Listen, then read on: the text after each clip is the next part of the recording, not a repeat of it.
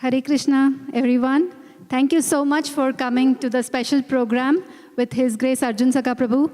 Thank you, Prabhu, Arjun Sakha Prabhu, for coming to Austin and giving us classes. We are so fortunate that you are here. So yesterday, Prabhu spoke about the 13 Sampradayas, which are the deviations in the Vaishnavism. Yesterday was part 1. Today is part 2 of the same class. In yesterday's class, Prabhu said what exactly these Sampradayas are, how they originated, what's their history. Basically, they are the deviation from what Chaitanya Mahaprabhu has taught, and which is being away from the sweetness of Lord, tasting the sweetness of the Lord, and preaching. And he covered one of the Sampradayas, which is Jati Gosais, who claim to be Goswamis just because they are born in the family of Goswamis. So how that is an Sampradaya, Prabhu explained with multiple examples. And today we are going to listen to the part 2 of this class, and we are so happy that Prabhu is here. With that, let us welcome Prabhu by loudly chanting Hare Krishna Mahamantra one time. Hare Krishna, Krishna Krishna, Hare Hare. Hare Rama, Rama Rama, Hare Hare.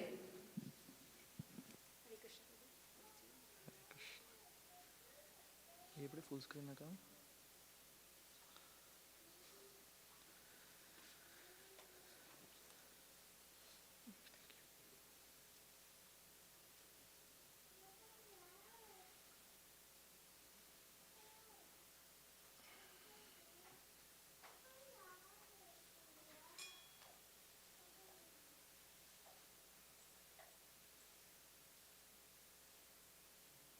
அப்புறம் change பண்ணதெல்லாம் வராது. நான் அப்புறம் என்ன change பண்ணேன், இது change ஆகாது. நான் கொஞ்சம் பண்ணேன் ஆக்சுவல் ஸ்லைடில். எனக்கு ஒரு மேலே என்ன பண்ணுறேன்.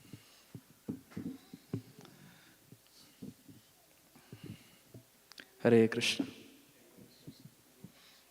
that's fine.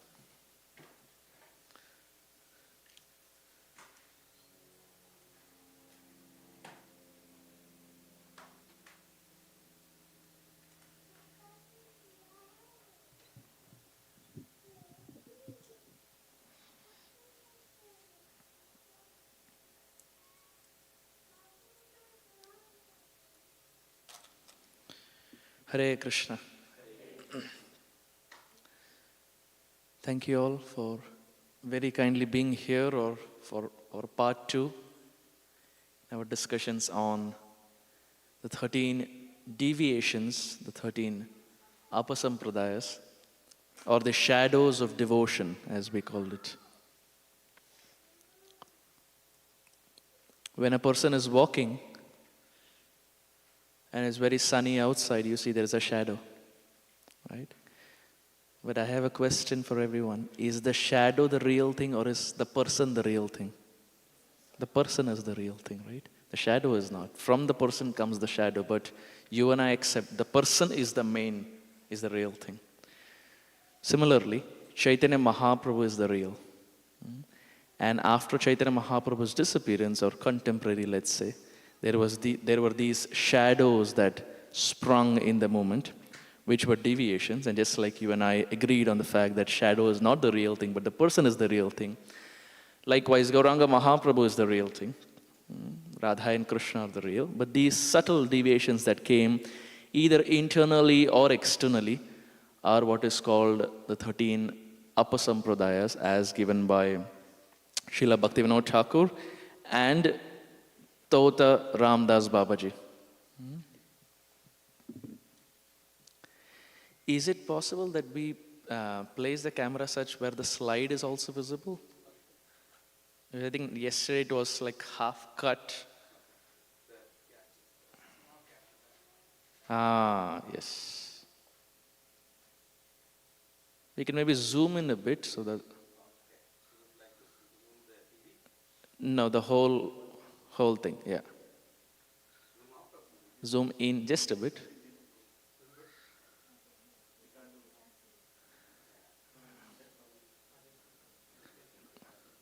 No, the speaker is being cut then.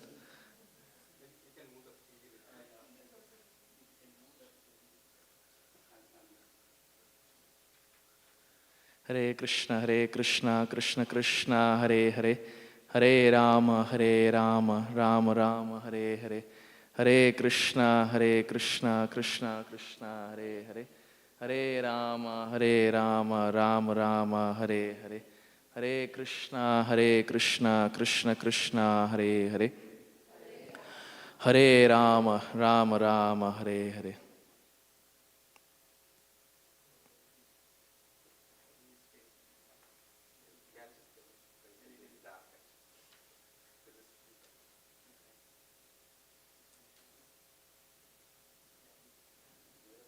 Yes. Thank you. Huh? Oh, face is very dark. Either you get the face, this is shadow.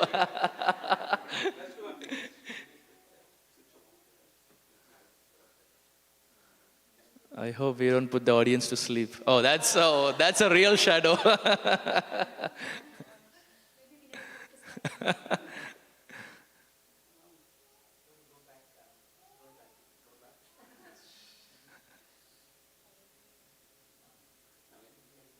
हाँ ठीक है बस ओके जय 8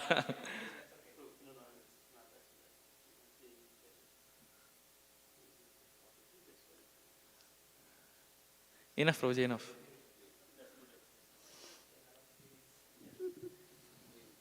You know, in IT they normally say if the code is working, just keep it. Don't make any change, because you make some change, then it'll then save one or P1, P2 or whatever. So if it's working, just leave it. Okay. Okay. Let's continue on our discussion.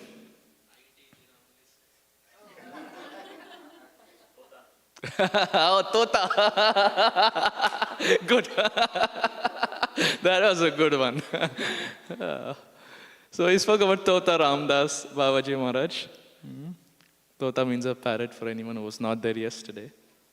So we spoke about Tota Ramdas Babaji, who has given these 13 deviations. So let's chant this verse together, and without wasting much time, let's dive into the continuation of this.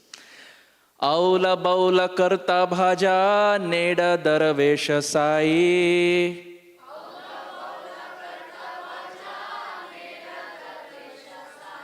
Sahajiya sakhi beki smarta jata gosai. Ati badi chuda dhari gauranga nagari. Tota kahe ei tera rasanga nahi kari. Okay, let's continue. So we discussed yesterday, as Mataji quickly summarized for us, we discussed Jati Gosai. These were some things, so we can see the slide and we can recollect. Nepotism, we spoke about that. Srila Saraswati Thakur.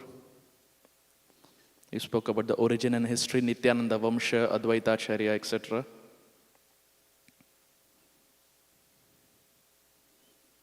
We spoke about the word Prabhupada, how Kashi Mishra addresses Chaitanya Mahaprabhu as Prabhupada.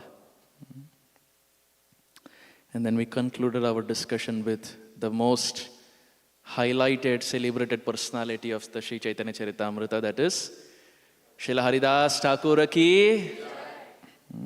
So let's continue.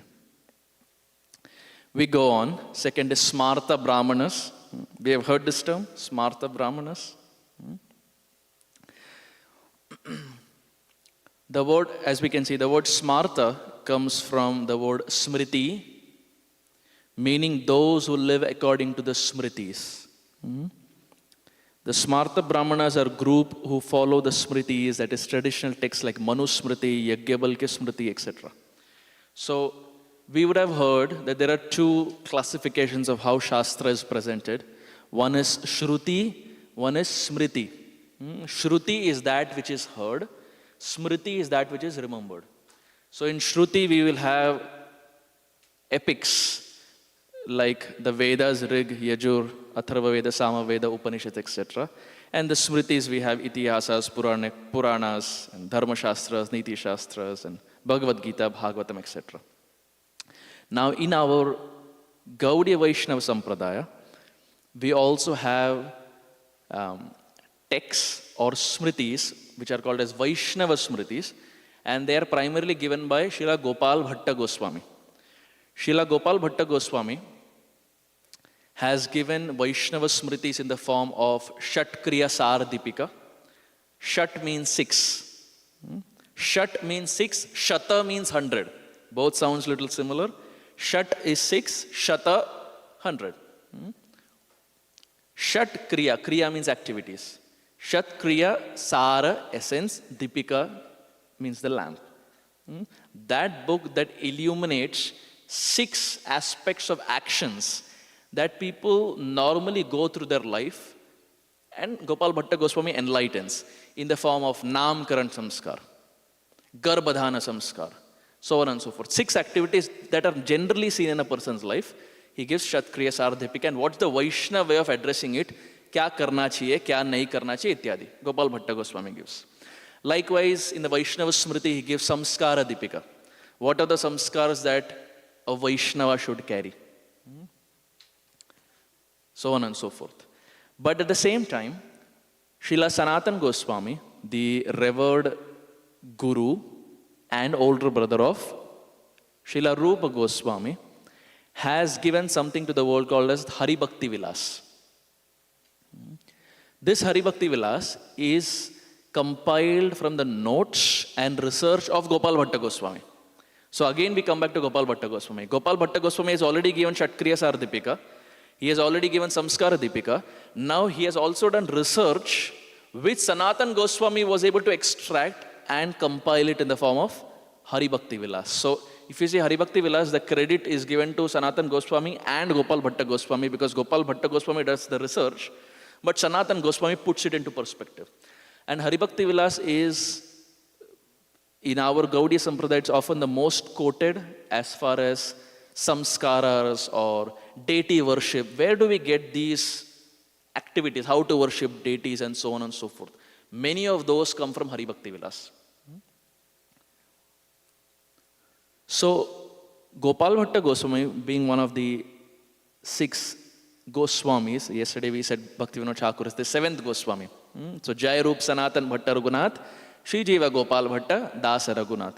Gopal Bhatta Goswami, being the 6th, or being one of the 6 Goswamis, was personally empowered by Chaitanya Mahaprabhu, in the sense, when Sri Chaitanya Mahaprabhu met Gopal Bhatta Goswami, Sri Chaitanya Mahaprabhu took his wooden seat, the seat on which he was sitting. Chaitanya Mahaprabhu took that wooden seat and offered it to Gopal Bhatta Goswami, establishing him as one of the acharyas. The sitting place of Chaitanya Mahaprabhu, Mahaprabhu took it and gave it to Gopal Bhatta Goswami, establishing that Gopal Bhatta Goswami is someone who is empowered by me. And Chaitanya Mahaprabhu gave him the same instructions that he gave Rupa and Sanatan. Kalena brinda vanakeli vartam lupte titam khyapaitum vishishya kripamritena vishishya devas tatraiva rupam cha sanatanam cha. Shri Chaitanya Mahaprabhu gave Rupa and Sanatan 4-point instruction. 1, build temples. 2nd, write books. 3rd, excavate lost holy places. And 4th, develop or build Vaishnava Sadachar. When devotees come together, how should we meet? When 2 devotees come, Prabhu, where is this coming from? Who established it? It was Rupa and Sanatan, and of course Gopal Bhatta Goswami. When Matajis come together, Hare Krishna Mataji, where is this coming from? This is coming from acharyas who have given in writing how the dealings of Vaishnava should be. Otherwise, what happens when we meet people of outside world? Hi, kaisa hai? But when it comes to devotees, we don't do that. It's out of awe, it's out of reverence, it's out of respect. Right? Every devotee we meet, we are very respectful. So Chaitanya Mahaprabhu gave these 4 instructions. And it's the same he gave for Gopal Bhatta Goswami also. So Gopal Bhatta Goswami wrote books. Gopal Bhatta Goswami built temple in the form of Radharaman. He built Vaishnava Sadachar in the form of Shatkriya Sardipika, etc. Chaitanya Mahaprabhu empowered every time he met any of these Goswamis. When he met Srila Rupa Goswami, he empowered him for 10 days at Dashashwamedha Ghat. When he met Sripad Sanatan Goswami, he empowered him for 60 days. Chaitanya Mahaprabhu was with Sanatan Goswami for 2 months, every single day. Every day they would have katha. Imagine how wonderful.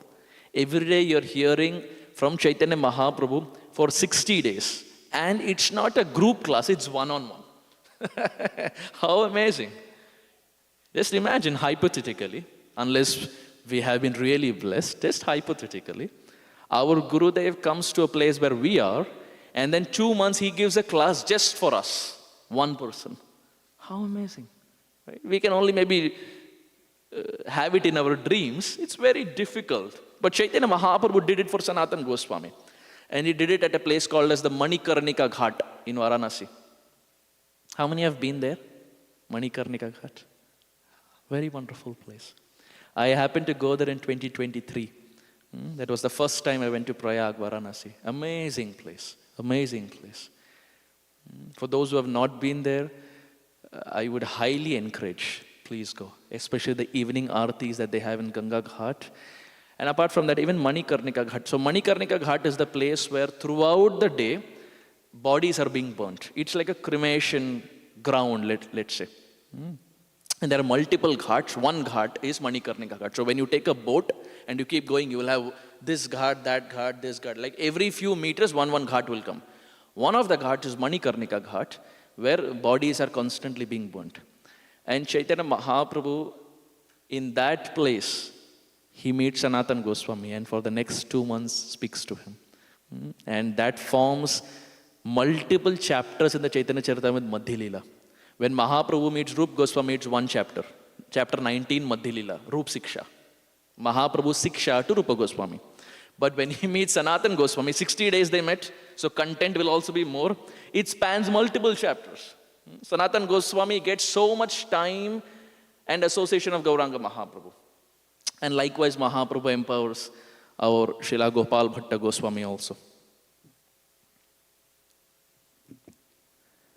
Now the question arises, what's the... My Wi-Fi is on, okay, I will just...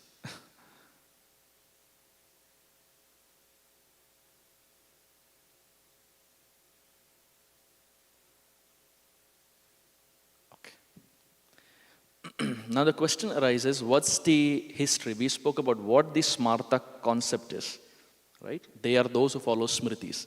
But more interestingly, if you just dive in deeper into it, these are those kinds of people who are more interested in the rules and regulations, which means for them, bhakti is secondary, rules and regulations are first.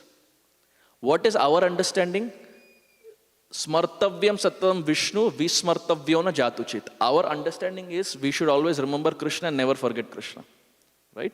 And rules and regulations are meant to support it. Why do we follow rules? So that we can always remember Krishna and never forget Krishna. But the Smarta understanding is rules and regulations are everything. Bhakti baad mein dekh lenge. Bhakti is secondary. There is a lot of emphasis on pronunciation.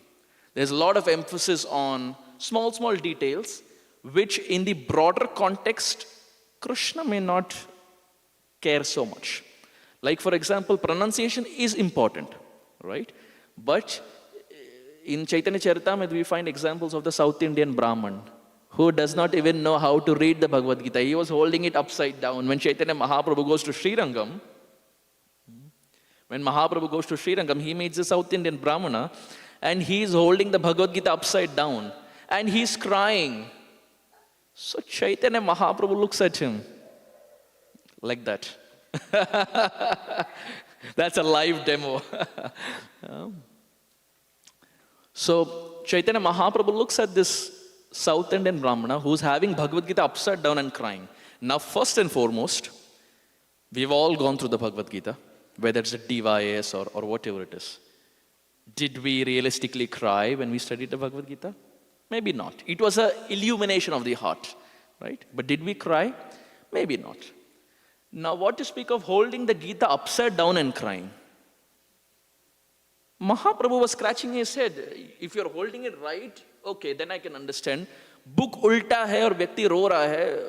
What is the Rajavidya Rajaguhyam?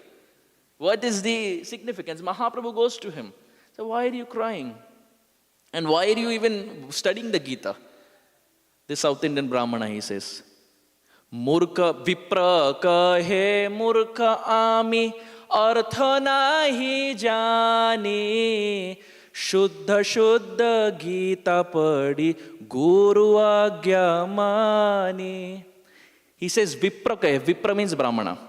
Vipra kahe murkha ami. I am murkha. Artha nahi jani. I don't understand the meaning. Why? Because he was illiterate. He had not studied. Vipra kahe murkha ami artha nahi jani. Shuddha Ashuddha Gita padi. In whatever state I am just studying. But why are you studying? Guru Agya mani. My guru told me study Gita, I am studying. But how are you studying? He is studying it upside down. Chaitanya Mahaprabhu said, okay, you're studying it upside down, but why are you crying? And the South Indian Brahmana says, when I see the cover page, I feel he is God. He is Bhagavan. And he is ready to become a driver for his devotee. Now, being a driver it's not a white collar job that we will right away take. Yes, for devotees as service we will do it. But imagine if we are told that every day for the next 18 days we have to do like an Uber. The person will sit at the back and we are like driver. We may have some hesitancy, right? Krishna being Bhagavan for the next 18 days becomes a driver for his devotee in a battlefield, not thinking what the world will think, not thinking about anything, just because he wanted to serve Arjuna in some menial way, he becomes a driver. And this Brahmana was seeing this. And then he tells Chaitanya Mahaprabhu, the more baffling thing is, it's a battlefield and it's a chariot. It's not a Tesla car that you can put a left indicator or right indicator. It's a battlefield, which means it's noisy. So Arjuna would kick on the shoulders of Krishna. When the chariot has to move left, he would kick on the left shoulder of Krishna. When the chariot has to go right, he would kick on the right shoulder of Krishna. When the chariot has to stop, he would kick center.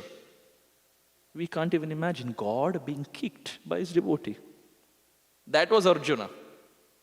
So we can imagine how much the level of the devotee is in outside of Vrindavan. Arjuna is ready to kick Krishna, or let's put it this way, Krishna is ready to take the kicks of Arjuna outside of Vrindavan. If outside of Vrindavan, this is how much Krishna loves his devotees, what will happen in the land of Vrindavan? यदि ब्रज के बाहर भगवान भक्त का लात मारने के लिए तैयार है, ब्रज में किस हद तक भगवान जा सकते हैं? Right? Mother Yashoda trying Krishna is just one. But Krishna goes to any extreme in Vrindavan. He is ready to be slapped by his friends. He is ready to be punched by his friends. Sridham Sakha, when they're wrestling, boys, when they're small, they have a tendency to wrestle, right? My brother and I, we would do that when we were small. Because I remember during that time, you would have this WWE. I don't know whether it's still popular, but that time, like 20 years ago, it was very popular, and you would have like very popular names that time. And my brother and I, we were a little hooked on to that. So when parents would be home, they would not allow for us to wrestle. So we would wait for the parents to go out. When parents would go to the shopping mall or something, they would say, "Are you all coming?" You would say, "No, you all can go."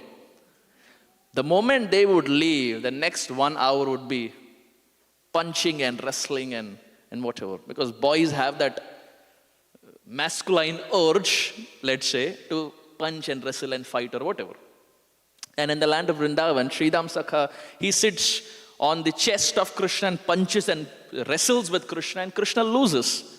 He who can defeat Jarasandh 17 times and then run away the 18th time, he gets defeated in Vrindavan just with small bare hands of Sridham Sakha. Why? Because love supersedes everything, right? In this world also we see, where there is love, love can supersede and topple anything. So, the Smarta conception is, they emphasize way too much on the rules. They emphasize way too much on the rules and regulations, keeping bhakti to the side. Our Gaudiya understanding, as given by Prabhupada and Rupa Goswami, is bhakti is first. Rules and regulations are also important. We are not saying rules and regulations are not important. It is also important, but not at the cost where bhakti gets butchered and bhakti gets sacrificed. One time, one South Indian gentleman came to Prabhupada, and he was there in our ISKCON temple.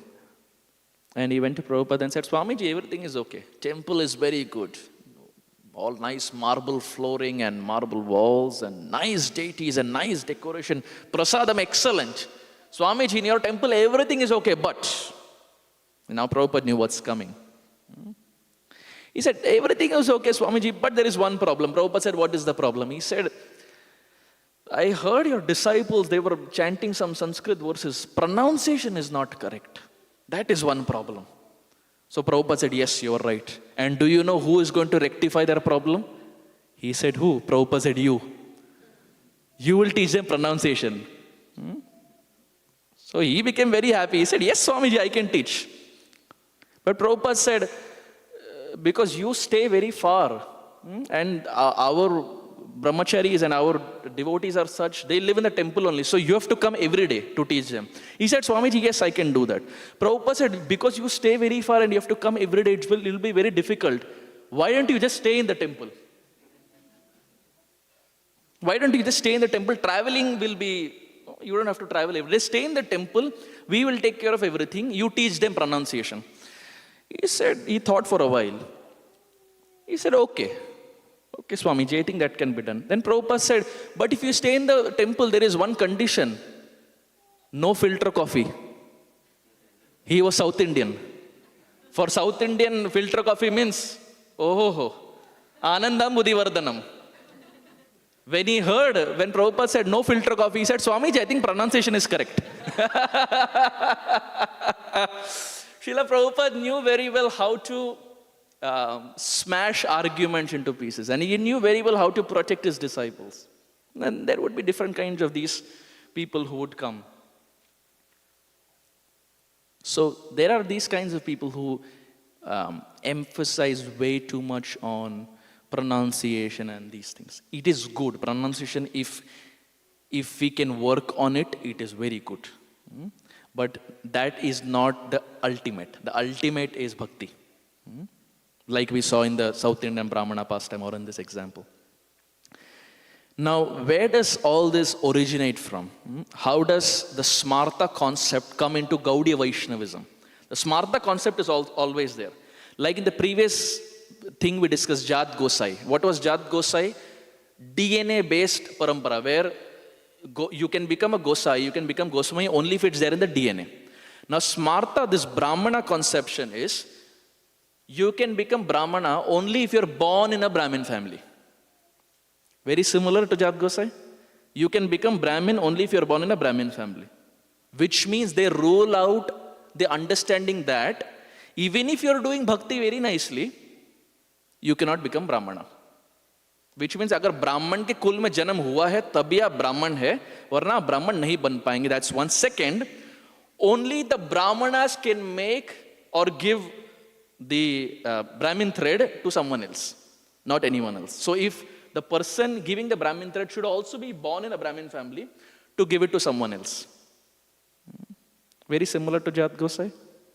So we find these two go very together, Jat Gosai and Smarta Brahmana. In the sense, someone can be a Jat Gosai, can have this understanding that you can become a Goswami only by birth, and can also, in the side of their heart, harbor this mood that Brahman also you can become only if you are born in a Brahmin family.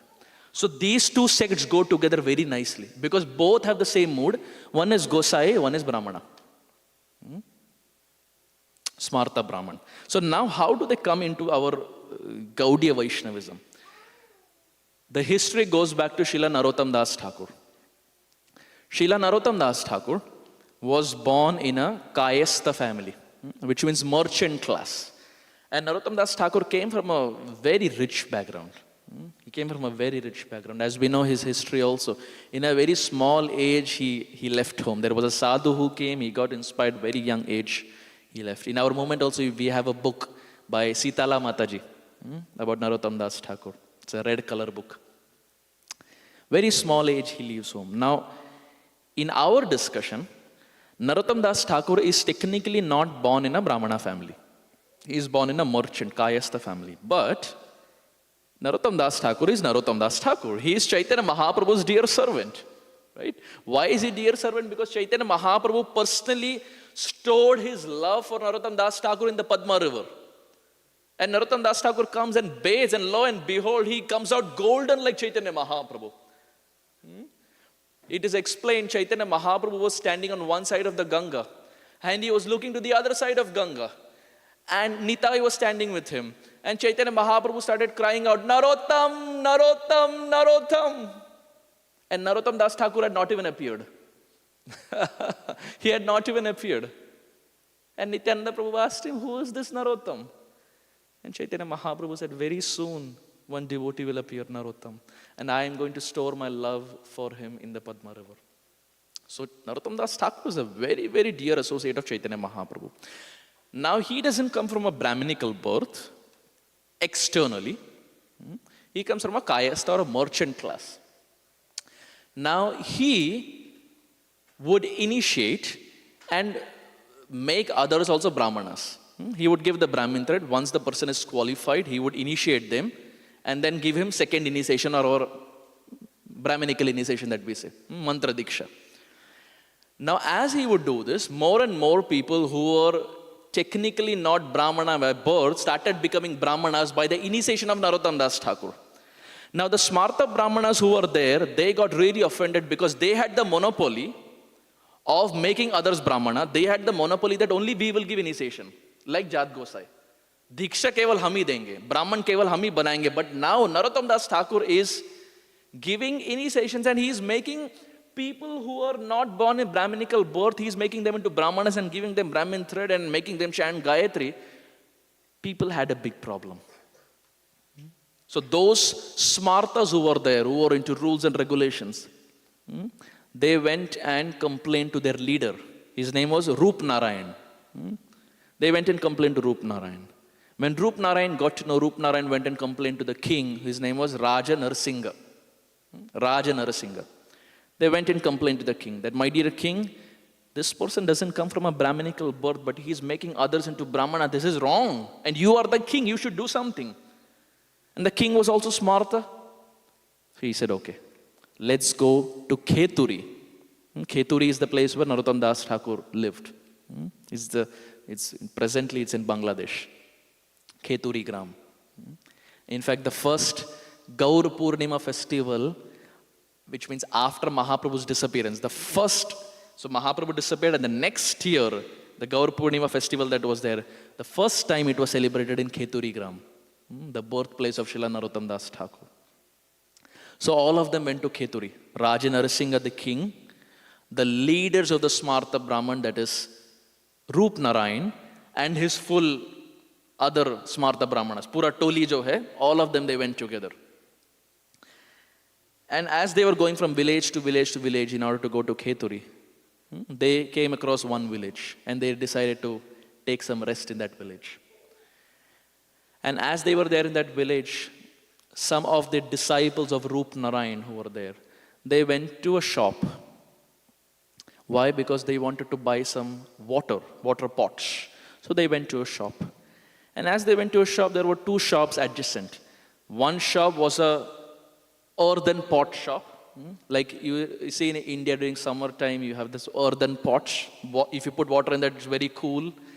So one of the shops was an earthen pot. And the next shop was a betel nut shop, pan. Ek pan ka dukan tha, and one is a earthen pot shop. So they went there. And they went there, and what they saw was traumatizing. They went there, and both the shop owners who were there, they were talking to each other in Sanskrit, in pure Sanskrit. And both of them were debating on Shastra based on Sanskrit. And quoting verses, not just saying, but quoting verses and battling each other. So when the disciples of Roop Narayan, when they saw this, they were amazed. That two shop owners are speaking Sanskrit and they are knowing Shastra so much. So they decided to do some debate, because they were also disciples of Roop Narayan. They thought we also know Shastra. So they also debated. And they were mercilessly defeated by these shop owners. So they went back to Rupnarayan and said, Gurudev, I think there is a problem. I said, what happened? We went to that shop to buy earthen pots and we saw these two shop owners and they were speaking pure Sanskrit and they're quoting verses and they seem erudite scholars. Rupnarayan said, hey, maybe you all don't know Shastra. I will teach you all. I will go and debate with them. So now all the disciples went with Rupnarayan. And Rupnarayan went there. And these two shop owners again butchered their arguments into pieces. Rupnarayan was amazed. Shopkeepers speaking Sanskrit and that too they are panwala. Like in India you see panwala dukan. Imagine you go to an Indian shop panwala and he's speaking Sanskrit. It'll be a culture shock for you. Right? Any shop you go Sanskrit and that too quoting verses. My goodness. Rupnarayan was also defeated. His disciples were defeated. Rupnarayan went to the king and said, Your Majesty, I think there is a problem. The king said, what is it? He said, this is what happened. The king said, you all don't know Shastra, I will teach you. And he went there. And he started debating. And he was also defeated. All his arguments were just completely butchered into pieces. The king, Raja Narsingha, was there. He looked at these two people, the Panwala shopkeeper and the earthen pot shopkeeper. He said, who are y'all? Y'all are shopkeepers and y'all know so much Sanskrit. Who are y'all? Y'all don't seem like shopkeepers. Who are y'all? And both of these shopkeepers, they said, we are the humble disciples of Om Vishnupad Srila Narottam Das Thakur. One was Ram Krishna Bhattacharya, second was Ganga Narayan Chakravarti. We find Ganga Narayan Chakravarti Samadhi in Radha Gokulanand Mandir, next to Vishwanath Chakravarti Thakur. Both these disciples of Narottam Das Thakur, when they got to know that their Gurudev was about to be challenged, like a perfect disciple to protect their Gurudev, they went in disguise and became a beetle nut shop owner and an earthen pot owner shop, and they smashed all their arguments into pieces. And now Rupnarayan went back to the king. He said, my dear Majesty, I think we should go back. If the disciples of Narottam Das Thakur have defeated us so badly, what will happen if we go to their Gurudev? I think to save our image, let's just take a U-turn and just go back. And the king said, I think you're right. Maybe we will see Narottam Das Thakur later. Let's just go back. And they decided to go back. They were going to Narottam Das Thakur to challenge him about the Brahminism, caste Brahminism concept. They went back. That night, the king, Raja Narsingha, gets a dream. And it is Durga. He was a devotee of Durga. And Durga Devi comes in the dream and she comes with a sword and she says, oh rascal, what kind of foolish man are you? You were going to challenge Narottam Das Thakur. He is the devotee of my master, the Supreme Lord. You're going to challenge him. What is wrong with you? Just go back and fall at his feet and surrender and apologize. Seek forgiveness. And he got a dream middle of the night.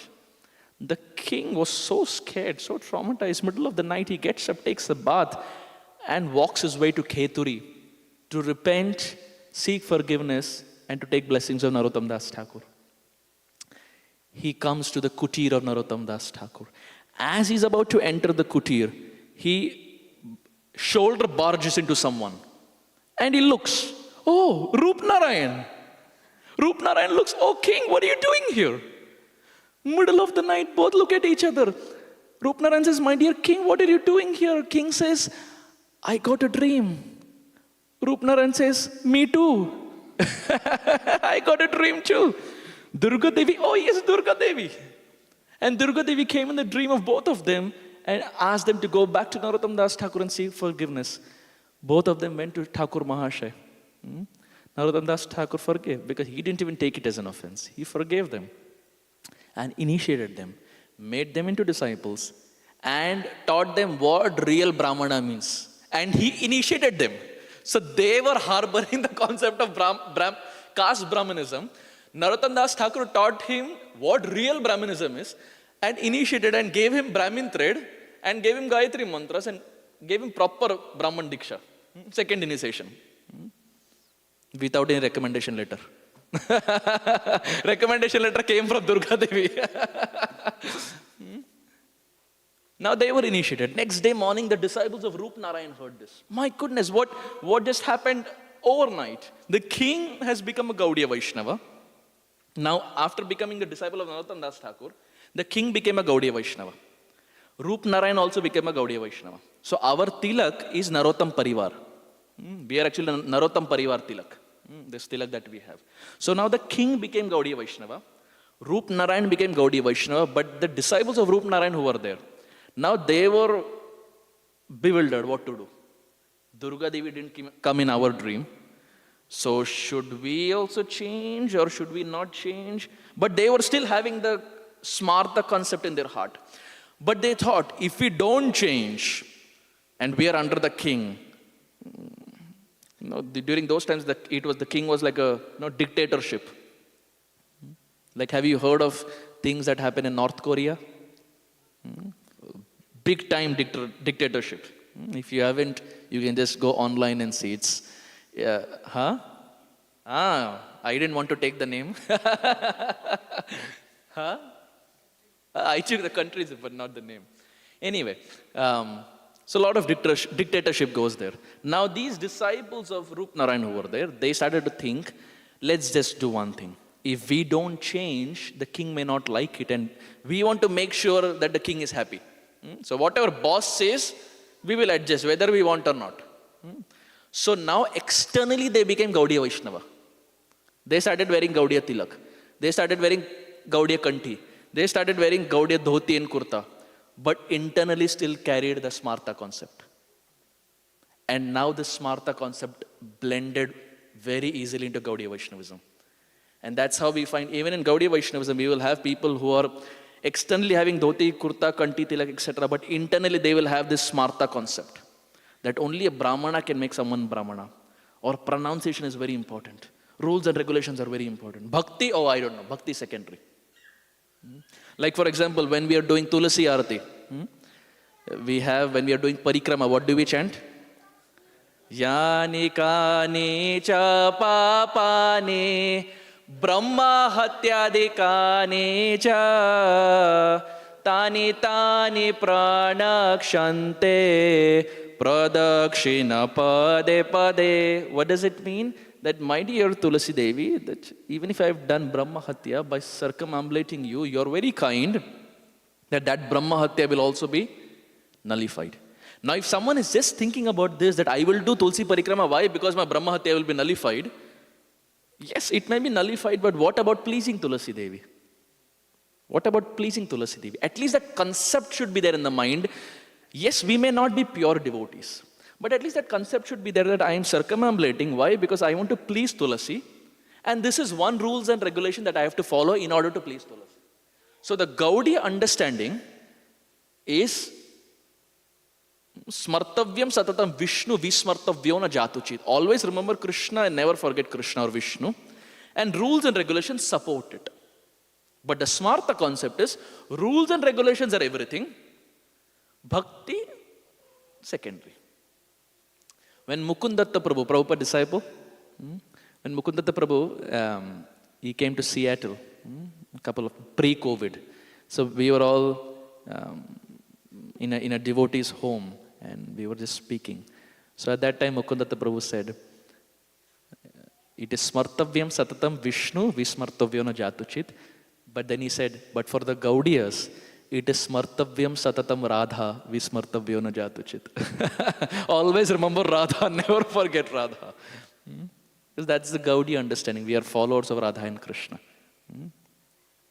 So that's how the Smarta concept now blended into the Gaudiya Vaishnavism. One time Srila Prabhupada was there at a place and then one person came to Prabhupada and said, again regarding pronunciation, he said, Swamiji, all this is okay, but their pronunciation is not perfect. But Prabhupada immediately cut the argument into pieces and Prabhupada said, pronunciation may not be perfect, but their renunciation is perfect. Srila Prabhupada ki. There are so many examples where Prabhupada always stood for his disciple, like a father. Not just like a guru, he stood for his disciple like a father. A father will never let go of his child, whatever it is. Right? And Prabhupada was like that. Whatever it is, Externally, Prabhupada would always defend. And internally, when they were close, Prabhupada would also chastise. But in front of others, Prabhupada would always protect. Like, I'll give you another example which will really bewilder the Smarta Brahmanas. Prabhupada was in a Pandal program in India, in Chennai. And in that Pandal program, Prabhupada was speaking. It was 1970s, mid-1970s. And as Prabhupada was speaking, the mic was falling like this. Constantly it was falling. And now, thousands of people were there, and if the mic is not there, how will the program succeed? So Prabhupada called his disciple. Now, hear this carefully. The reason being, this will be traumatizing for a Smarta Brahmana, but look at Prabhupada's heart. The mic was constantly falling. Prabhupada called his disciple, and Prabhupada said, remove your Brahmin thread. So he said, what? Prabhupada said, remove your Brahmin thread and tie it across the microphone. He said, what? Prabhupada said, the purpose of the Brahmin thread is to serve your Gurudev. I am telling you, tie it so that I can speak. And the disciple in front of everyone removed his Brahmin thread, tied it across the microphone, and then Prabhupada gave a full 1 hour class. Now you imagine, now if a Smarta hears this, they will go crazy. The Brahmin thread is used to tie a microphone. My goodness. Never heard in the past. Na bhuto na bhavishyati. But what's the point here? The point is, this is meant to serve Krishna. Not that we are so caught onto that we are not serving our spiritual master when the spiritual master needs it. This is secondary. His pleasure, his service is first. Guru service or Krishna service is first. And if this is going to help by tying to the microphone, we should do it. But of course, it's not a generic statement. Prabhupada just said it once to one disciple in one program. So it's not a blanket generic statement. It cannot be taken as a Bhaktivedanta purport. It's just time, place, circumstance, Kala, Desha, Patra. It's not a principle that Prabhupada outlined. But I am just stating it to illustrate how Gaudiya Vaishnavas keep preaching or bhakti first and these rules and regulations second. Srila Bhakti Siddhanta Saraswati Thakur was once invited to a program. And Srila Bhakti Siddhanta Saraswati Thakur started speaking. And on the first day, he started glorifying the Brahmanas. The Brahmanas became very excited. Next day, the crowd doubled. Those Brahmanas who were there on day one, they brought their friends also. Apna glorification chalne wala hai. They brought their friends. The crowd doubled. And now Saraswati Thakur on day 2, after glorifying Brahmanas on day 1, on day 2, Srila Saraswati Thakur Prabhupada said, what does a Brahmana mean? Now the Brahmanas were a little scared. Wait a minute, on day 1 we got glorified. On day 2, are we going to get chastised? Prabhupada, Saraswati Thakur said, what is the definition of a Brahmana? Is a Brahmana just by body? Saraswati Thakur said, no, because the body gets burnt at death and it is burnt to ashes. One is not Brahmana by body or not Brahmana by birth. So now those who were there as Brahmanas, who thought it is by birth they are Brahmanas or by body they were Brahmanas, now they took a back seat because they knew something strong is going to come. Srila Saraswati Thakur, he said, Brahmana means by actions. Brahman janati iti Brahmana. Those who make endeavors to understand Krishna, he is a Brahmana. Brahmana doesn't just mean by birth you're a Brahmana, but you're into meat eating, alcohol, intoxication, etc. That is not Brahmana. Brahmana means the lakshan should be there, the characteristic, the quality of a Brahmana should be there. So now after he said this, the Brahmanas became a little scared because now after glorification, now there was little heavy chastisement. So on the third day, the count reduced a bit. But Saraswati Thakur spoke strongly. He would not compromise for audience. After 7 days, it was a 7-day katha, and all 7 days he spoke on this topic of Brahmana. What we are speaking for 45 minutes, he spoke for 7 days. Srila Bhakti Siddhanta Saraswati Thakur. Srila Saraswati Thakur actually even in the month of Kartik, in the early 1930s, Srila Saraswati Thakur had a katha that was organized, and it was in Radhakund. So lot of people came. And they thought, oh, Saraswati Thakur is speaking. It is Kartik month. It is Radha Kund. Some nice high topic will be there. Gopi Geet, Brahmar Geet, Venu Geet, Yugal Geet, Pranay Geet. Some high topic. Speaker is Saraswati Thakur. Place is Radha Kund. Month is Kartik. Some high topic will be there. Lot of crowd came. Saraswati Thakur, for that 30 days, he spoke Ishopanishad. It came out of syllabus. So for 7 days he spoke about Brahmanas. And after 7 days, those who were there were so inspired by Srila Saraswati Thakur that they wanted to come to the stage to touch his feet. And thousands of people were there. So now if all 1,000 come to the stage, it's going to be too much. So all of them started coming to the stage to touch his feet, that you have enlightened us about what a Brahmana actually is. But because so many people were coming to the stage, the police took Srila Saraswati Thakur behind the stage. And what did the police do? They took the holy lotus feet of Srila Bhakti Siddhanta Saraswati Thakur and put it inside a drum, water drum. And when they put it into water drum, that water became Charanamrit. And now with a spray, they started spraying on everyone. Everyone started getting Charanamrit. Very fast, right? Very, very smart. Instead of doing one by one, they put Guru's feet inside a drum and everyone got holy. And believe me or not, the power of the Charanamrita of Srila Bhakti Siddhanta Saraswati Thakur, that one drop was so powerful that more than half who were there in the audience ended up becoming the initiated disciples of Srila Bhakti Siddhanta Saraswati Thakur.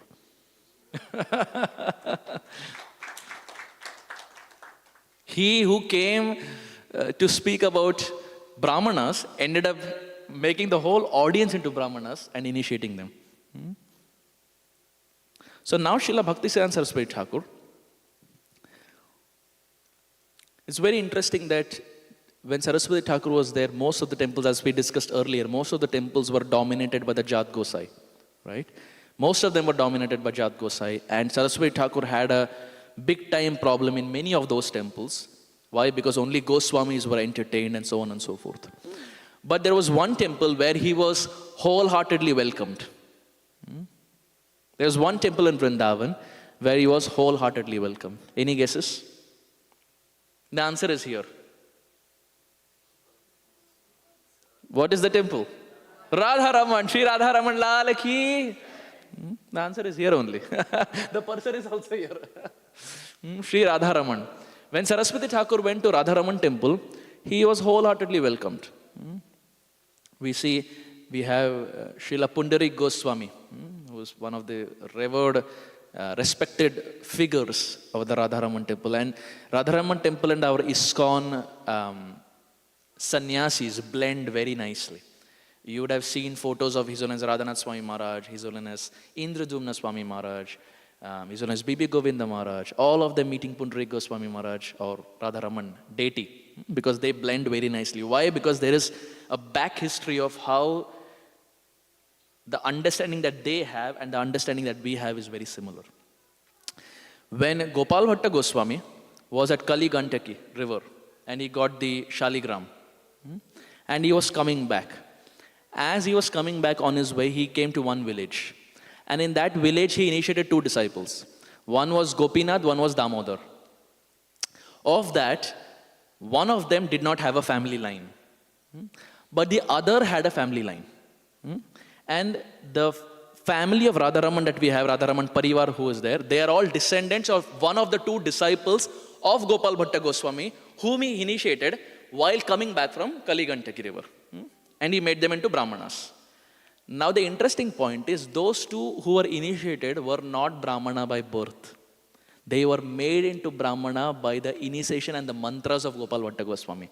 And now for the next 500 years, the Radharaman Parivar, they're all Brahmanas. But if you trace back, it also started at one point where people were not Brahmanas and they were made into Brahmanas by Gopal Bhatta Goswami. So now this is a common ground for ISKCON and Radharaman Parivar, because we also preach the same, that one can become Brahmana by actions and not just by birth. And their history is also same. And this is why when Srila Bhaktisiddhanta Saraswati Thakur went to Radharaman temple, he was wholeheartedly welcomed, because both preach the same message. Both have the same understanding. And this is why even till this date, Radharaman Parivar and our ISKCON, they blend very nicely because the concept and the ideology is very same. In fact, Prabhupada even said at one point, if you want to learn deity worship, go to Radharaman temple because they have top class, high standard. Maybe the children can be a little quieter if possible. Prabhupada said their level of worship is very top class. If you have gone to Radharaman temple, you will see they have a high level of cleanliness, high level of deity worship. Why? Because they follow the books of Shatkriya Sar Dipika and Samskara Dipika and Hari Bhakti Vilas, all of that given by Gopal Bhatta Goswami. And Radharaman is the deity of Gopal Bhatta Goswami. So their worshipable Acharya is also one of the 6 Goswamis of ours. So there is a lot of common ground, commonality between both the families.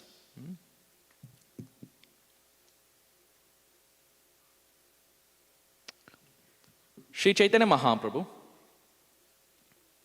as we know, was living in the land of Jagannath Puri. As he was living in Jagannath Puri, there was a king by the name Maharaj Prataparudra. Maharaj Prataparudra. Now, Maharaj Prataparudra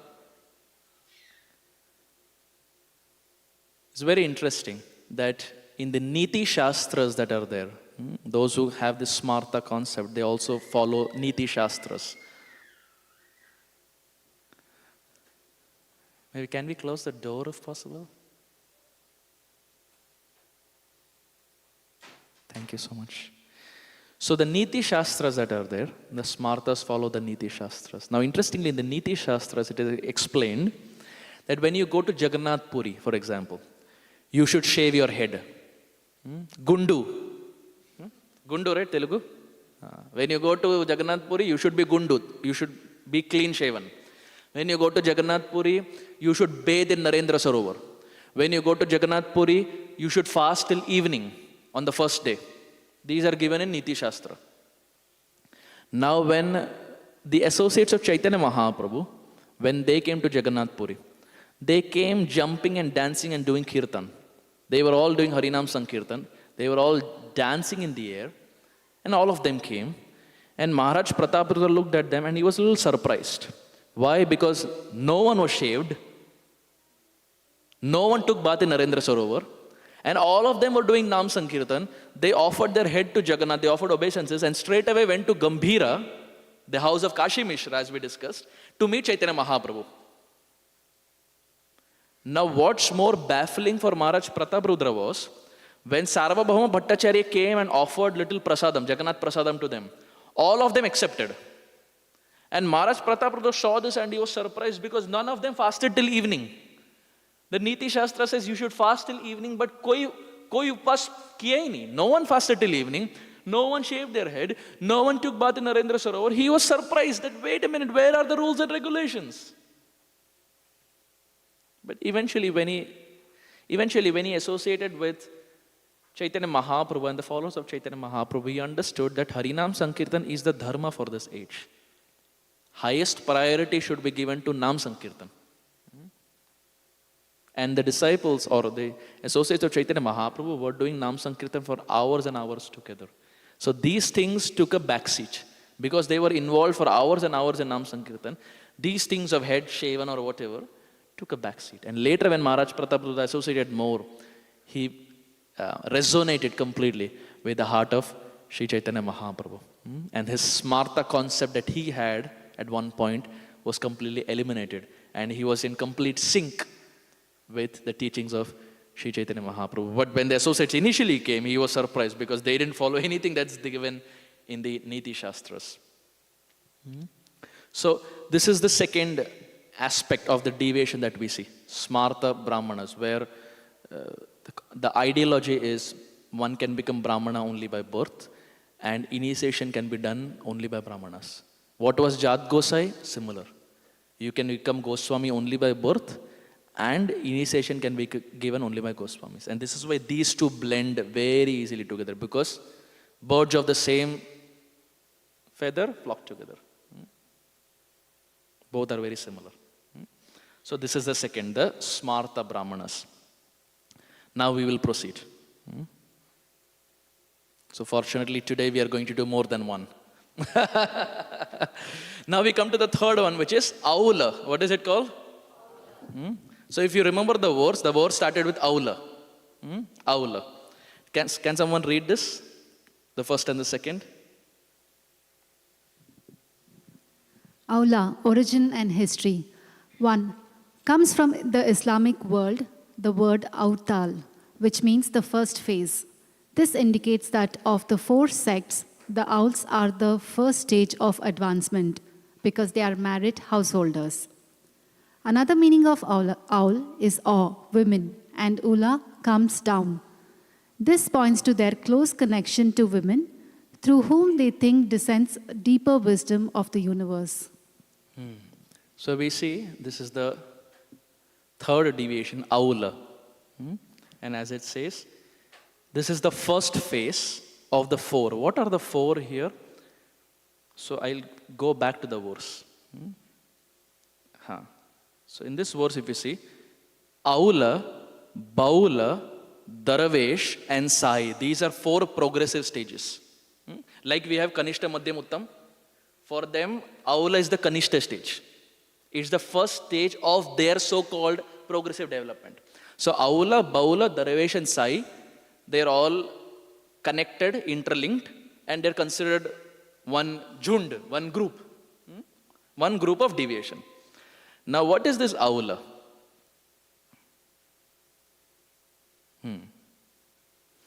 The word Aula, as we see, it's the first phase. They are householders or grahastas or married people. The word Au is woman and Ula means coming down, which means these are those people who believe knowledge or spiritual wisdom can come down only through a lady, can come down only through a woman. These are those people who say initiations can be given only by a woman. I am not talking about female Diksha Guru or anything. Here the point is, they say initiation can be given only by female. They don't believe that knowledge descends through men. They will say knowledge descends only through female. So it's feminism here. The first was nepotism, Jat Gosai. Then we had caste Brahmanism. This is feminism. That knowledge comes only through females. Initiation can be given only through females. And now it gets a little more baffling. Now here comes the point. In Bengali, the word Aul is referred to kulata or afflicted, in the sense of being afflicted with love. They think they have attained the state described in Chaitanya Charitamrita, Antilila, chapter 17, text 46. Let's chant this verse and we'll discuss. Jeba Venu Kaladhvani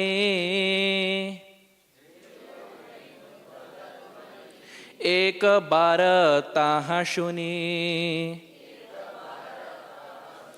Jagannari Chitta Aulaya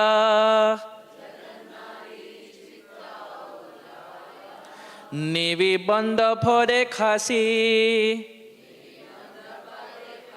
Bina Mule Hayadasi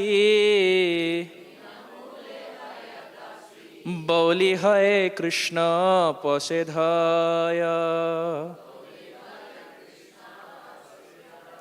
Now, what does this word mean? Jeba Venu Kaladhvani. When Krishna's Venu, when Krishna's flute playing is heard, Eka Bharataha Shuni. When the gopis of Vrindavan, when one time they hear the flute playing of Krishna, what happens? Jagannari Chitta Aulaya. Their Chitta becomes Aulaya. Here Aulaya means mad. It becomes afflicted with love. Their heart becomes afflicted with love. Nivi Banda Phare Khasi Bina Mule Hoyodasi Bauli Hare Krishna Poshedhaya. They become Bina Mule Hoyodasi. They become unpaid maid servants of Krishna just by hearing the flute sound that Krishna plays, the Venu. But here the word used is Aulaya. Can someone read the translation quickly? The The transcendental vibration of Krishna's flute disturbs the hearts of women all over the world, even if they hear it only once. Thus, their fastened belts become loose, and these women become the unpaid maidservants of Krishna. Indeed, they run toward Krishna exactly like mad women. So now what is the meaning of aulaya that's used here? Here the context is afflicted with love. Those women who were afflicted by the love of Krishna's flute playing, they ran towards Krishna to be with him. But those who are aulas, which means those who are in the deviant sect, they look at this verse and say, look, Chaitanya Mahaprabhu is also aula. Because Chaitanya Mahaprabhu follows this principle, because Chaitanya Mahaprabhu comes down to taste the mood of the gopis of Vrindavan, and the gopis are running towards Krishna, so Chaitanya Mahaprabhu accepts. So those who are aulas, they say Gauranga and Nityananda, they are also aulas. So we are followers of Nityananda Prabhu and Gauranga Mahaprabhu. So externally, they will also say, like us, that we are following Gauranga and Nityananda, but internally they carry this mood of aula, which means wisdom can descend only through female, initiations can be given only through female, which is in no way connection to what Mahaprabhu preached. There is no place where Mahaprabhu ever says only women can give Diksha. As we discussed yesterday also. Jai Krishna Tattva Beti, say Guru Hoy. Those who know Krishna Tattva, they have the adhikar to become Shri Guru. It's very interesting that we're talking about initiations, and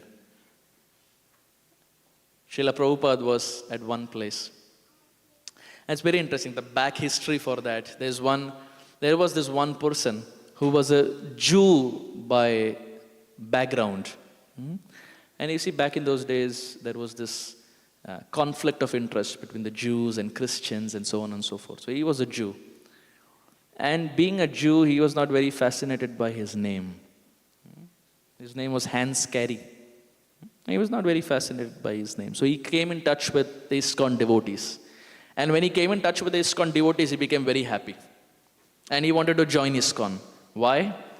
Because most of us join ISKCON because prasadam is very nice. Free prasadam, Sunday feast, nice, hot, dal, rice, sabji.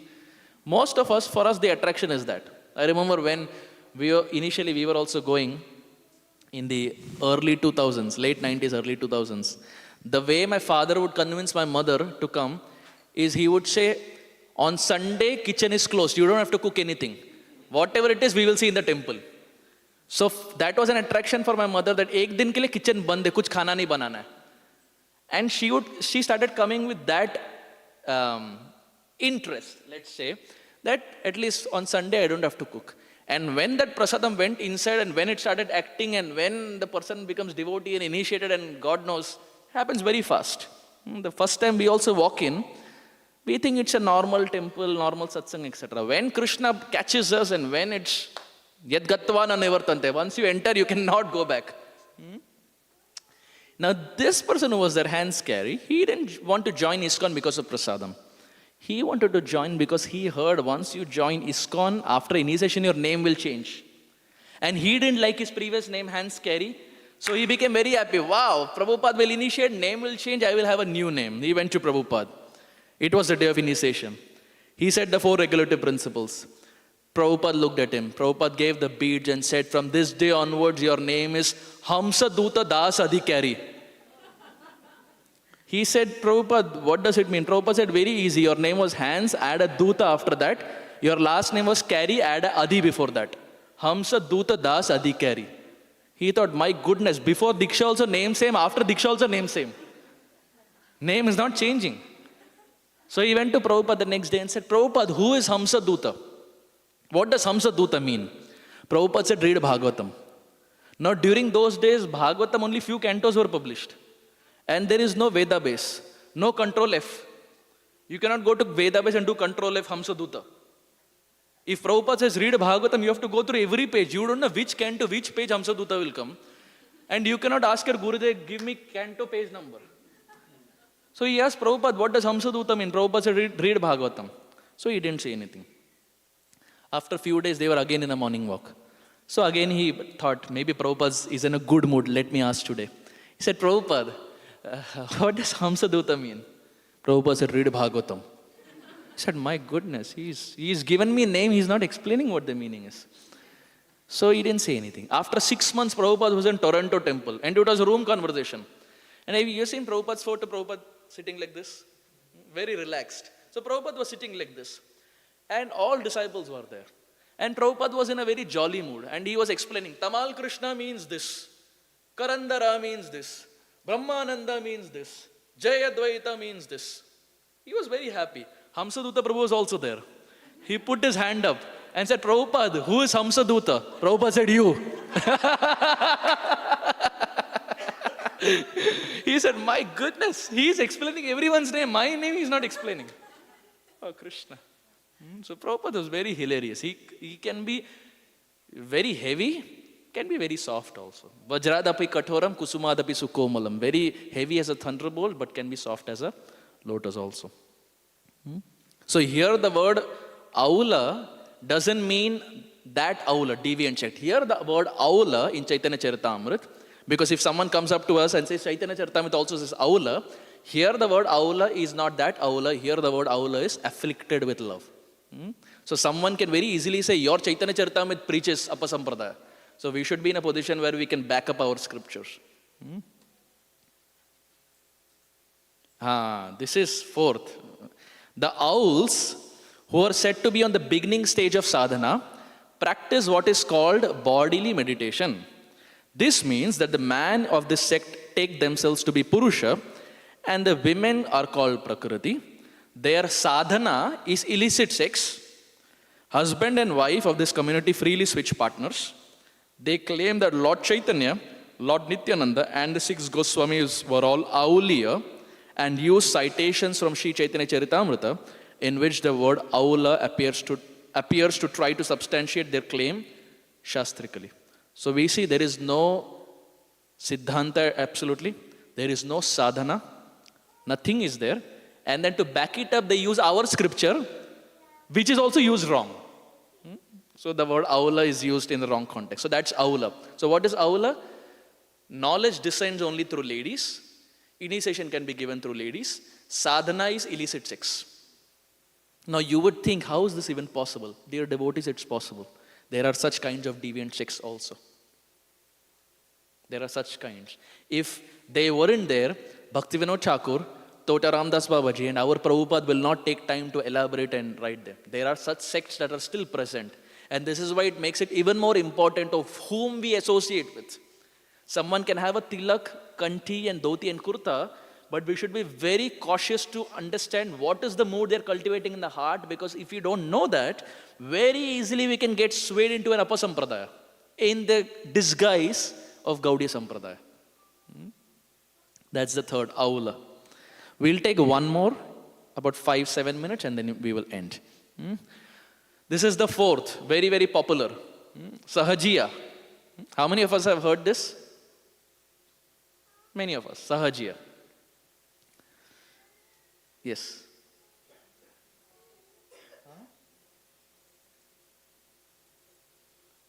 Oh, that's why it's not coming?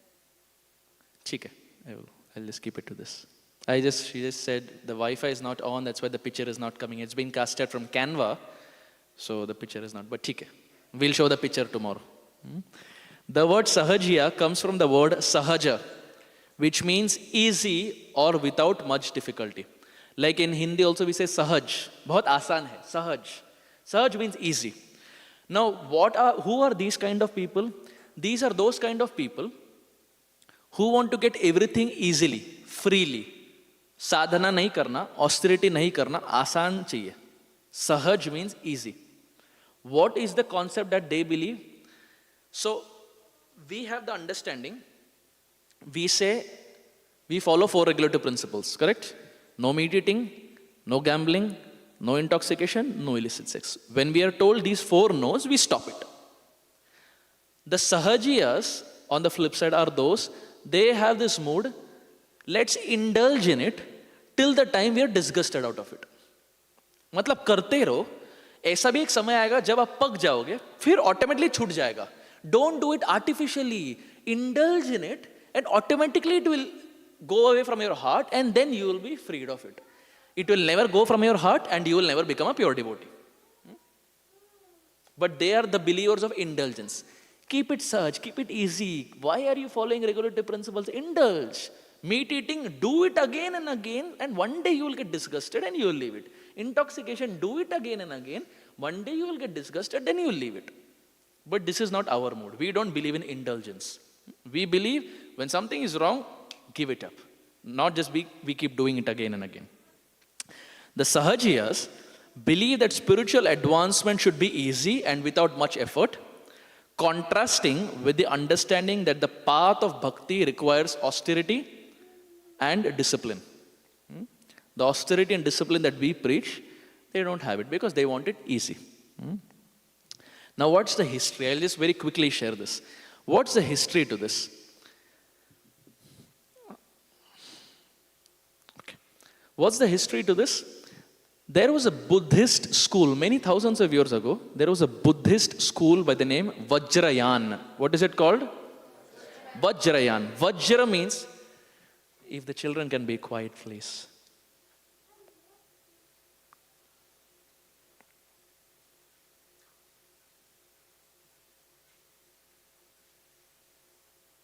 Vajra means a diamond, and yan means a vehicle.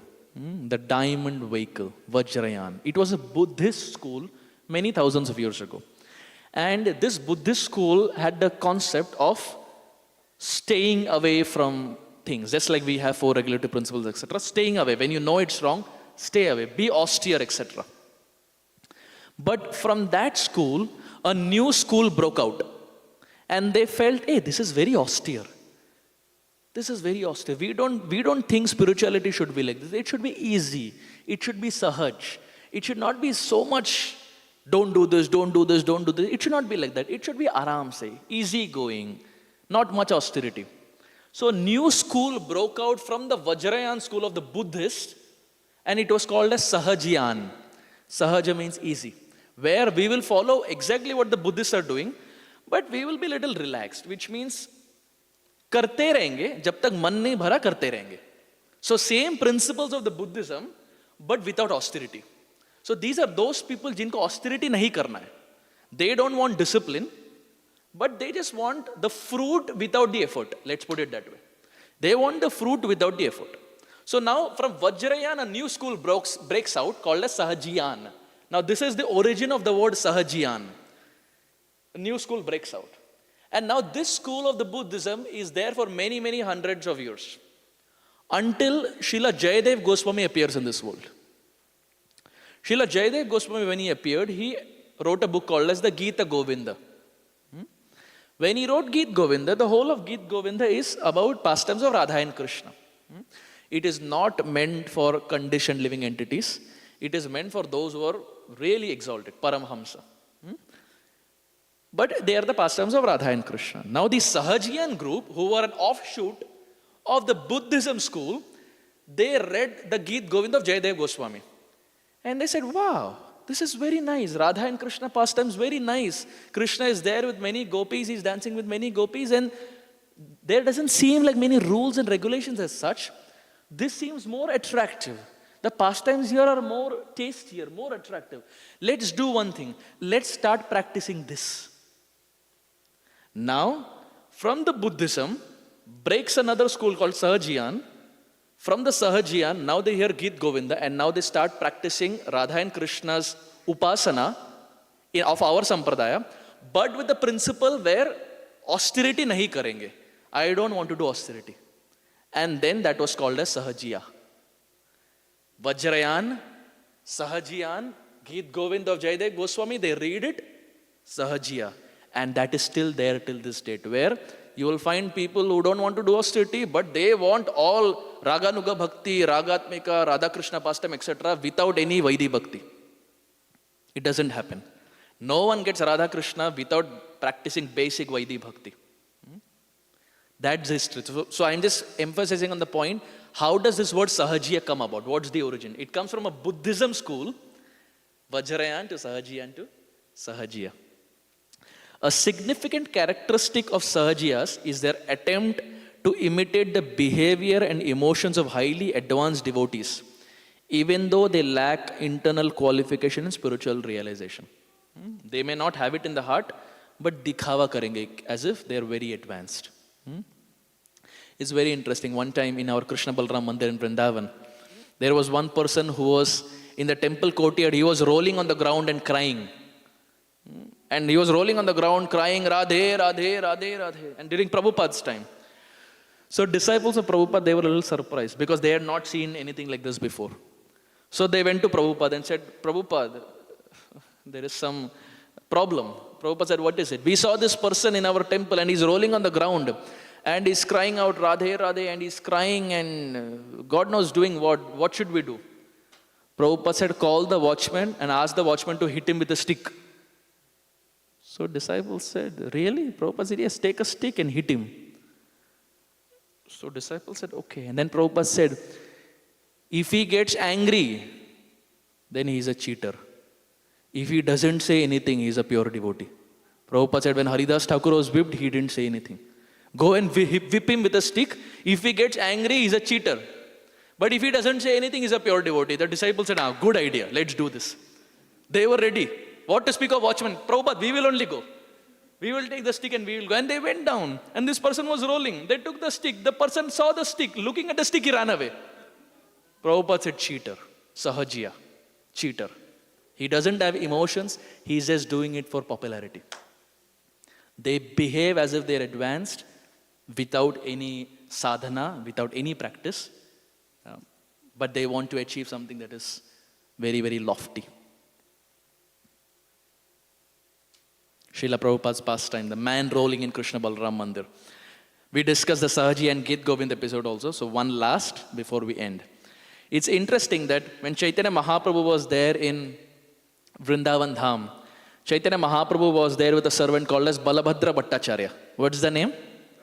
Balabhadra Bhattacharya. And every day morning, people would come to Balabhadra Bhattacharya and tell him that we want to meet Chaitanya Mahaprabhu, give us appointment. And Balabhadra Bhattacharya would say, Chaitanya Mahaprabhu is not here, he has gone to take a bath to Yamuna or whatever. After he comes, I will maybe let him know. And every day in Mahaprabhu's absence, people would come, give us appointment, we want to meet Chaitanya Mahaprabhu. So one day Balabhadra Bhattacharya got really frustrated. When Chaitanya Mahaprabhu came back, Balabhadra Bhattacharya tells Chaitanya Mahaprabhu, Pratak kale aisa loka tumara na paye Prabhu, mora mata khaye.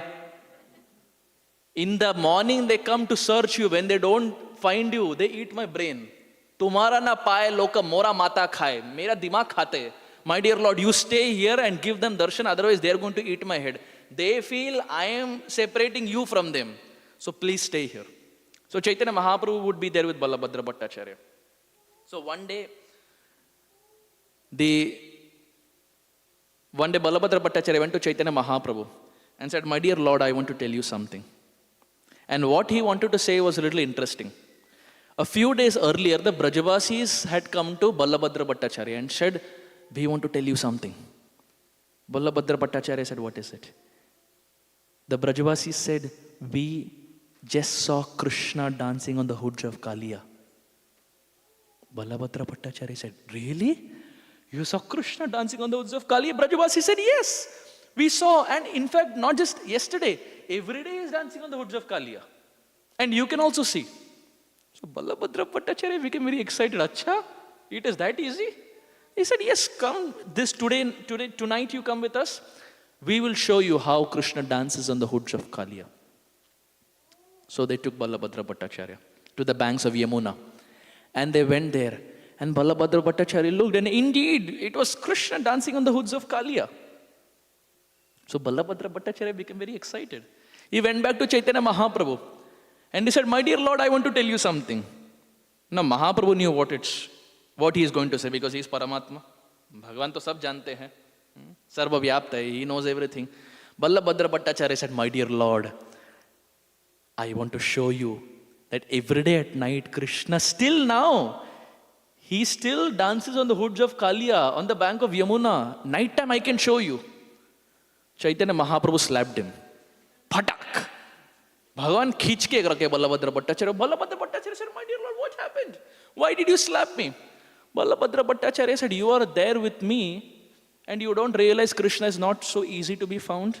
You're getting swayed away by the words of the Brajavasis, and they're seeing Krishna on the hoods of Kaliya, and you're coming back and saying the same thing to me. Don't you realize Krishna is not so easily obtainable? But Balabhadra Bhattacharya said, no, actually I saw it. From my own eyes, Krishna is there. So Chaitanya Mahaprabhu went with him. And that night they saw. And Chaitanya Mahaprabhu looked. And interestingly, the Chaitanya Charitamrita explains, it was an upside down boat. It was an upside down boat. And on top of the boat, there was a lantern that was kept, which was illuminated. From a distance, the upside down boat looked like the hoods of Kaliya. And the illuminated light from a distance looked like Krishna's effulgent body. And looking at this, the Brajavasis thought it is Krishna dancing on the hoods of Kaliya. But in reality, it was a fisherman who had kept the boat upside down and kept one lantern on top. Chaitanya Mahaprabhu, patak, gave one to Balabhadra Bhattacharya and said, what is this? You're seeing upside down boat and one lantern, and you're saying Krishna is dancing on the hoods of Kaliya. You think Krishna is so sahaj? You think Krishna is so easily obtainable? And Balabhadra Bhattacharya got some nice Mahaprasad. He realized it the hard way. But that's the point. Krishna is not so easily obtainable. Without any sadhana, without any sacrifice, without any seva, Krishna is not so easily obtainable. Indra Prabhu would say, Krishna is not so cheap. Krishna demands surrender. And those who have it, get the mercy of Krishna. So having said this, I very humbly want to stop here with the fourth deviation that we discussed, which is Sahajiya. So till now we have discussed Jat Gosai, Smarta Brahman, Aula, Sahajiya. We have done 4. We still have 9 to go. And we have only 2 days. So please pray for me that we are able to finish. But we made some progress. Yesterday we did 1. Today we were able to do 3. Maybe tomorrow and day after we should be, hopefully we should be able to finish. Thank you very much. Hare Krishna. Srila Prabhupada ki. Would you like to take some questions? Maybe we can do it tomorrow. It's already 8:45. Sure. It's all a working day, so.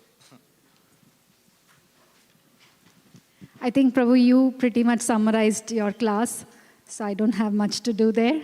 But I would like to just highlight. So, Prabhu, thank you so much for the amazing class. The best part about it is you took us 500 years ago into these pastimes. And you brought it to life in front of us, and we could really experience them. And you also told so many Prabhupada's pastimes, so amazing, Prabhu. Thank you so much. And this is a really tough concept, but you made it very easy for us to understand and gave a lot of clarity. We've heard these words in different contexts, but you really brought that clarity for us. Thank you so much, Prabhu. And I think just 2-3 points I'll mention. That bhakti is more important than these rules and regulations for us. And the highest importance we have to give is to the Nama Sankirtan. Krishna's service and Guru's service is more important than all of these rules and regulations. So thank you so much, Prabhu. That was truly amazing. And thank you,